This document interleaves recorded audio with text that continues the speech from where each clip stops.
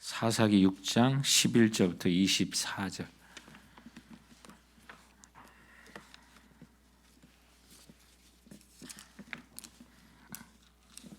한 절씩 교독으로 봉독합니다. 여호와의 사자가 아비에셀 사람 요아스에게 속한 오브라에 이르러 상수리 나무 아래 앉으니라. 마침 요아스의 아들 기드온이 미디안 사람에게 알리지 아니하려 하여 밀을 포도주 틀에서 타작하더니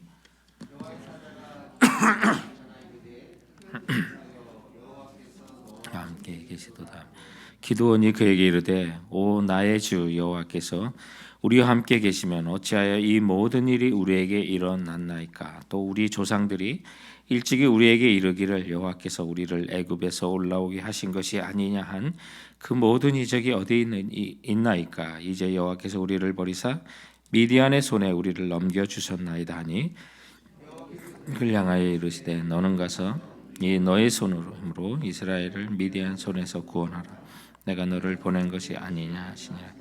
그러나 기드온이 그에게 대답하되 오 주여 내가 무엇으로 이스라엘을 구원하리까. 보소서 나의 집은 므낫세 중에 극히 약하고 나는 내 아버지 집에서 가장 작은 자이니이다 하니 여호와께서 그에게 이르시되 내가 반드시 너와 함께하리니 내가 미디안 사람 치기를 한 사람을 치듯 하리라 하시니라. 기드온이 그에게 대답하되 만일 내가 주께 은혜를 얻었사오면 나와 말씀하시는 이가 주 되시는 표징을 내게 보이소서. 내가 예물을 가지고 다시 주께 가서 그것을 주 앞에 드리기까지 이곳을 떠나지 마시기를 원하나이다 하니 그가 이르되 내가 너 돌아올 때까지 머무르리라 하니라. 기드온이 가서 염소 새끼 하나를 준비하고 가루 한 에바로 무교병을 만들고 고기를 소쿠리에 담고 국을 양푼에 담아 상수리 나무 아래 그에게로 가져다가 드리매 하나님의 사자가 그에게 이르되 너희가 그 바로 위에 구우라 하냐. 기드온이 그대로 하니라. 여호와의 사자가 손에 잡은 지팡이 끝을 내밀어 고기와 무교병에 대니 불이 바위에서 나와 고기와 무교병을 살랐고 여호와의 사자는 떠나서 보이지 아니한지라. 기드온이 그가 여호와의 사자인 줄 알고 이르되 슬프도소이다. 주 여호와여 내가 여호와의 사자를 대면하여 보았나이다. 여호와께서 그에게 이르시되 너는 안심하라. 두려워하지 말라. 죽지 아니하리라 하시니라. 기드온이 여호와를 위하여 거기서 제단을 쌓고 그것을 여호와의 샬롬이라 하였더라. 그것이 오늘까지 아비에셀 사람에게 속한 오브라에 있더라. 아멘. 아멘. 자, 오늘 이제 우리 큐티 책에 눈높이를 맞추시는 하나님, 눈높이를 맞추시는 하나님. 자, 오늘 이제 기드온이라고 하는 사사가 이제 처음 등장하는 그런 스토리가 되겠습니다.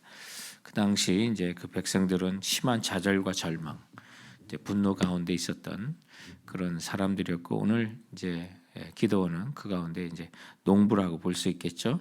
농사를 지어놓고 수확의 기쁨을 느끼기에는 적진인 미디안을 너무 의식해서 이 미디안 족속들이 이방 족속들이 쳐들어와서 그의 수확물을 다 뺏어가고 또 어제 본문에 의하면 소와 양과 또 짐승들 뭐 다 잡아서 뭐 이렇게 뺏어가는 그런 비극이 연속이 되고 있습니다. 그래서 이렇게 농산물을 뺏긴 지가 1년이 아니라 7년이나 이렇게 고통스러운 것이 계속되다 보니까 하나님 백성들이 지칠 대로 지치는 자기 안에 하나님께서 이제 모든 이방 민족을 내쫓으라고 그랬는데 내쫓지 못한 결과가 이렇게 이제 우리가 죄를 범하면 하나님 용서해 주시지만 여러분 우리가 뭐 한없이 하나님 용서해 주니까 죄를 져도 뭐 주님께 가면 맞습니다. 용서합니다만은 그 죄의 결과는 남는 거죠. 고통 가운데 돌아오고 그래서 이런 고통을 계속해서 당하는 그런 장면들이 있어요. 백성들이 이제 산속에 굴 속에 들어가기도 하고 오늘 본문에 보면 이 기드온이라고 하는 사사로 이제 큰 용사로 변하지만 오늘 하나님께서 처음 만나 주실 때는 정말 숨어서 포도주 틀에서 타작을 할 정도로 이게 남이 안 보게 몰래 하는 거예요. 뺏길까 봐. 이런 상황 속에 하나님이 그를 만나 주시고 하니 미디안 족속을 치는 엄청난 용사가 되는 그 장면을 보면서 기드온의 처음 모습은 우리가 너무 비슷해요. 그런데 하나님께서 그를 만난 후에는 놀라운 변화로 이렇게 변화되는 것을 보면서 우리 하나님께서 오늘 말씀을 통해서 우리에게도 다가오시고 말씀하시는 음성을 우리가 듣고자 하는 것입니다. 첫째, 우리가 우리의 눈높이를 맞춰주시는 하나님은 누구시냐면 참된 우리의 가치를 알려주시는 분이에요. 참된 우리의 가치를 알려주셔요. 우리가 물질 만능주의에 사니까 사람도 이게 가격을 매기려고 할 때가 있잖아요. 근데 영혼의 가치는 돈으로 표시 안 되는 거예요. 돈으로 표시 안 되고 하나님과 함께하는 우리들의 모습은 그 어떤 걸로도 지표로도 표현할 수가 없어요. 우리는 아무것도 아니지만 하나님이 우리와 함께하실 때, 이 기드온이 아무것도 아닌 것 같지만 하나님이 함께하실 때 얼마나 놀라운 사람이 되는지를 보여주시는 거예요. 패배에 찌들어 있던 그 백성을 이끄시기 위하여 하나님께서 천사를 통하여 용사를 통하여 보여주시는데 기드온은 그를 하나님으로 만나게 되고 그가 나타날 때 오늘 기드온에게 어떤 말씀을 하십니까? 12절에 보면 여호와의 사자가 기드온에게 나타나 이르시되 뭐라고 불렀어요? 큰 용사여 여호와께서 너와 함께 계시도다 하며 그림이 안 그려지죠? 우리들의 모습과 우리들에게도 하나님께서 지금 큰 용사에 부르시는데 지금 미디안이 두려워가지고 타작하고 그거 다 뺏길까봐 몰래 아마 이게 시간도 사람들이 잘 일어나지 않는 시간 정도 되지 않을까요? 새벽이나 상수리 나무에 앉아 밀을 포도주 틀에 타작하더니 여러분 잘 아시죠? 밀이나 이런 거 어르신들께 타작할 때 보면 바람이 잘 통하는 어른들에서 해야 쭉정이가 날아가고 곡식이 남는 거잖아요. 근데 포도주는 뭐예요? 안에 이렇게 바람도 잘 안 통해. 타작을 하면 막 이렇게 때리고 바람도 불면서 알곡만 남고 쭉정이는 나가야 되는데 다른 미디안이 본단 말이에요. 다 뺏기는 거죠. 겁나서 숨어 있는 그에게 하나님께서 천사를 보내요. 그를 큰 용사여라고 불러요. 그러면 하나님은 오늘 우리에게도 동일하신 분 아니겠어요? 여러분 큰 용사여 주님 불러주십니다. 큰 용사. 거기에 대한 여러분 대답이 자신 없을 거예요. 그래서 오늘 15절에 보니까 기드온도 동일했던 것 같아요. 오늘 15절에 보면 그러나 기드온이 그에게 대답하되 오 주여 내가 무엇으로 이스라엘 구원하리이까 보소서 나의 집은 므낫세 중에 극히 약하고 나는 내 아버지 집에서 가장 작은 자니라. 인간적으로 보면 그게 맞는 것 같아요. 그런데 하나님은 그를 일깨워 주시는 거예요. 실패하고 또 나는 무가치하다고 생각하는 그런 사람들에게 큰 용사요, 큰 용사요. 사도 바울은 이 비밀을 알았어요. 당시 인생에 있어서 세상의 권력과 힘이 얼마나 큰지를 알았던 사람이. 근데 그걸 감추다가 주님을 위하여 핍박을 당하니까 로마 시민권이라고 하는 위대한 그 파워를 쓰는 것을 보잖아요. 로마 시민권, 당시의 사람들은 상상하지 못할 법적인 그런 혜택을 받는 그런 직책이었어요. 근데 그것을 다 감추고 있다가 주님을 위해서 내가 로마 시민권자인데라고 하는 그 힘을 적절히 사용하고 있는 것을 보게 되는데 그런 사람이 사도 바울이 세상의 힘이 아니라 그의 사상 중에 가장 큰 사상이 그리스도라고요. 그리스도 안에, 주 안에. 이것이 사도 바울이 갖고 있던 생각이에요. 그의 머릿속에는 내가 로마의 시민권 안에 로마 안에 보호받는다는 것이 아니라 그거보다도 더 그의 서신서를 보면 가득 차 있는 게 뭐예요? 그리스도, in Christ, 주 안에. 내가 그리스도 안에 있는 자는 주 안에 있는 자는 주 안에 있는 자. 세상이 우리를 정죄해도 주 안에 있는 자는 결코 정죄함이 없어요. 예수 안에 있는 자는 결코 정죄함이 없어요. 주 안에 있는 자는 모든 것이 가능해요. 내가 빈궁에도 처하고 궁핍에도 처하고 부하기도 하고 가난하기도 했지만 주 안에서 나는 모든 일체의 비결을 배웠노라. 맞아요. 여러분 오늘 주님이 여러분의 참된 가치를 알려드려요. 큰 용사요.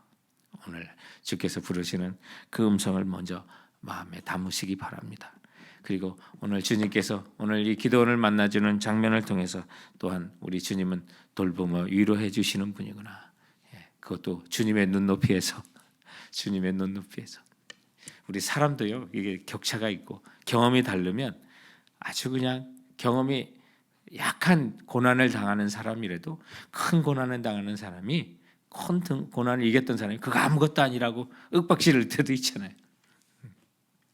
근데 어려움을 당하는 사람은 더 큰 고난을 당해보기 전에는 그게 견디기 힘든 거예요. 사람이 감당할 시험 외에는 또 하나님 주신 게 없으니까 그 고난 속에서도 지쳐 쓰러지는 거예요. 근데 주님께서는 우리들이 당하는 고난은 아무것도 아닐 거예요. 예수님께서 십자가에 다 못 박혀 돌아가시고 책지게 맞으시고 당하셨던 그 모든 우리를 위해서 하셨던 모든 고난의 체율은 비교가 안 되는 것 같아요. 그런데도 슬퍼하고 감정적으로만 슬퍼하고 늘 배부르면서도 힘들어하는 우리들에게 주님이 너 그거 갖고 그러냐 이러시는 분이 아니잖아요. 오늘 기드온에게 나타나신 주님을 보면 또한 그래요. 오늘 14절을 보세요. 여호와께서 그를 향하여 이르시되 너는 가서 이 너의 힘으로 이스라엘을 미디안의 손에서 구원하라. 내가 너를 보낸 것이 아니냐. 그 백성을 생각하시고 결코 잊을 수 없는 하나님, 미디안에게 합쳐당하는 그 하나님을 이제 그 백성을 위로하시고자 기도원 너를 보낸다. 너를 보낸다. 하나님 백성을 끝까지 위로하시는 그 하나님. 1년 내내 땀 흘려 수확한 것도요. 이렇게 널어놓다가 새들이 뭘 쪼아가도 한두 개 없어져도 속상하더라고요. 농부가 이 팬데믹 기간에 농부의 심정으로 뭘 해도 조그마한 딸기가 맺혀졌는데도 뭐가 와서 물어갔는지 없어지면 그거 속상한 거예요. 그러니까 농부의 마음을 이해하게 돼요. 그런데 한 해 농사를 마쳤다. 홍수가 나고 가뭄이 돼서 한 해 농사를 마쳤다. 망쳤다. 아, 그게 너무 큰 거구나. 그런데 7년 연속으로 미디안에게 그것을 뺏겼다니 얼마나 그것이 큰 고통이고 아픔인지 정말 알겠더라고요. 간접 체험으로도. 그런데 하나님께서 그 백성을 정말 잊지 않으시고 위로하사 오늘 기도원을 불러 그 백성을 이제 구원하시고자 너는 그에게로 가라라고 하는 그 말씀을 오늘 14절에 들려주시는 말씀을 보면서 성도 여러분, 우리가 고통스러우면요 천군 천사도 보내주시는구나. 우리 하나님은 그러시구나. 정말 확신되지 않습니까? 우리가 좀 고통스럽고 때로는 7년이나 되는 우리를 성숙하게 하는 기간은 좀 있지만 그 고통이 길어지면 하나님이 결코 우리를 잊으시는 것이 아니라 때가 되면 하나님은 사람을 보내든 천군 천사를 보내든 환경을 통해서라도 우리를 위로하시고 돌보시는 하나님이신 것을 다시 한번 깨닫게 됩니다. 그리고 오늘 또한 말씀을 통해서 우리 하나님은 어떤 분인가? 마침내 우리에게 샬롬 평안을 주시는 분이다. 평안을 주시는 하나님의 본심은 우리를 고통 가운데 넘어뜨리시는 분이 결코 아니에요. 우리에게 샬롬을 주시는 분이 평안을 주시는 분인 것을 알게 돼요. 하나님께서 기드온에게 나타나셔서 이스라엘 구원할 걸 명령하고 자신 없어하는 것을 위로하면서 나가보라고 하면서 오늘 기드온의 시험을 하나님이 받으십니다. 말씀을 보면요, 하나님이 나를 시험한다고 생각하는데 우리가 하나님 시험할 때가 참 많은 것 같아요. 겁 없이 정말 우리 하나님이 어떤 분이에요? 하나님이 나를 시험한다 이런 생각 가질 때가 많은데 정말 일상에 보면 저도요 하나님을 감히 우리 하나님을 시험할 때가 있었어요. 시험할 때 오늘 기도원이 한두 번이 아니잖아요. 오늘 이제 보시면 알겠지만 오늘 이제 표징을 구하면서 17절에 정말 하나님이 나와 함께 하시고 기드온과 싸울 때 함께 하시는 분이면 좀 들어주세요 하면서 기드온이 염소 새끼 하나를 준비하고 17절에 가론 한 에마로 무교병을 만들고 고기를 숯불에 담고 국을 양푼으로 담아 상수리 나무 아래 그에게로 가져가되 하나님께 제사하며 표징을 보기 원합니다. 표징을 보기 원합니다. 20절에 하나님의 사자가 그에게 이르되 고기와 무교병을 가져다가 이 바위에 놓고 국을 부으라 하니 기드온이 그대로 하니라. 거기다 또 국을 부어요. 엘리야는 물을 붓고 또 국을 붓고 하는데 이 모습이 율법에 익숙한 기드온에게 어떤 모습으로 보였을까 하는 그런 생각을 한번 해봤습니다. 이스라엘 백성들이 번제 시에 제물을 탈 때 포도주를 붓는데, 그래서 하나님께서 그 향을 받으시는 그 장면, 포도주 대신에 오늘 국을 붓습니다. 하나님의 사자가 친히 제사장 되어 그 제물을 받으시는 그 장면을 오늘 그림으로, 현상으로, 눈으로 직접 보면서 하나님이 그의 삶 전체를 받으신다는 것, 이게 지금 번제를 상징하는 거예요. 그래서 불이 나와서 그것을 다 살라서 하나님께서 기도원 너의 인생 전체를 받으실 거라고. 그리고 그 하나님은 정말 능력의 하나님, 그와 함께하는 하나님이라는 것을 현현하여 보여주시는 장면이 이 불, 바람, 지진 이런 것이 이제 하나님이 우리와는 전혀 다르신 분이, 우리와 공감을 하시는 따뜻한 분이시지만 하나님의 권능과 능력은 초월적인 분이라는 것을 보여주는 이 자연 속에 나타나는 하나님의 현현의 방법이 급하고 큰 바람 그리고 불 이런 것들이, 오늘 그걸 통해서 그 제물을 싹 받으시면서 기도원이 준비한 그거, 여러분 우리가 주님께 예물을 헌금을 드리잖아요. 하나님이 받으시는 거는 그 돈 받는 거, 물질, 그게 아니라 우리 전 존재를 받으시는 걸 뜻하는 거예요. 이 기도원이 이 제물을 통해서 하나님께서 그를 다 받으시고 함께 하신다는 것을 보여주는 거예요. 이제 그 사실을 깨닫는 거죠. 번제와 같은 현상을 통해서 아이고야, 이거 내가 하나님은 봤구나, 나 이제 죽었구나. 율법에 익숙한 기도원이 그래서 하나님을 본 사람으로 죽는다고 하는 생각에 벌벌 떨게 되는데, 하나님께서 그에게 말합니다. 22절에 기도원이 그가 여호와의 사자인 줄 알고 이르되 슬프도소이다 주 여호와여, 내가 여호와의 사자를 대면하여 보았나이다 하니 여호와께서 그에게 이르시되 너는 안심하라, 두려워하지 말라, 죽지 아니하리라 하시니라. 기도원이 여호와를 위하여 거기에서 제단을 쌓고 그것을 여호와의 샬롬이라 하였더라. 그것이 오늘까지 아비에셀 사람에게 속한 오브라에 있더라. 여호와의 샬롬. 여러분, 평강은요 하나님과 화목하는 길에서 생기는 거예요. 우리 사람에게 가장 큰 평강은 뭐예요? 우리는 죄로 말미암아 죽어야 돼요. 정죄받아야 돼요. 그런데 예수 그리스도로 말미암아 하나님과 화목하게 됐을 때 우리에게 뭐가 와요? 평강이 와요. 평강이요. 오늘 기도원이 하나님을 만나고도 죽지 않는 이 평강, 이것이 예수 그리스도를 통하여 우리에게도 임하는 평강인 줄 여러분 믿으시기 바랍니다. 그러므로 주 안에 있는 자는 성도 여러분 형편이죠. 아이고 몸도 아프고 힘들고 내가 이 세상에 뭘 하겠어요? 그렇게 생각하지 마세요. 큰 용사요, 큰 용사요, 큰 용사요. 여러분 하나님께서 여러분을 큰 용사라고 부릅니다.